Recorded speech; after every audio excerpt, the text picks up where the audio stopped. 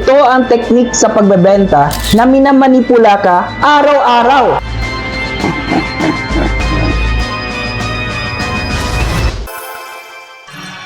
Hey! Ako si Mark Berry, ang iyong business chismis buddy, kung saan pag-uusapan natin ang mga chismis na kapupulutan ng araw tungkol sa business. Imagine na meron kang Coke machine sa iyong sari-sari store. Assuming na nakakabenta ka ng 100 bote sa isang araw. Ngayon, pag nagdagdag tayo ng Pepsi machine sa tabi nito, ilang bote ang sa palagay mo na mabebenta ng bawat machine araw-araw? Maaaring sabihin mo na 50-50 o 60-40. Well, hindi. Chances ay 200 na bote bawat isang machine. Pero bakit? Dahil pag may isang machine, ang tanong na sinasabi mo sa sarili mo ay, bibili ba ako ng Coke o hindi? Pero kung merong dalawang machines, ang tanong ay magiging, gusto ko ba ng Coke or Pepsi?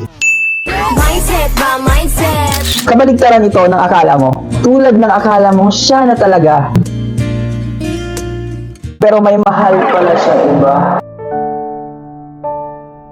Kaya ang pagkakadikit-dikit ng mga magkakompetensya ng mga tindahan ay minsan nakakapagparami ng benta ng bawat isa. Nag-upload ako ng mga business chismis at tips araw-araw. Kaya follow and share para hindi mo ma-miss ang kasunod.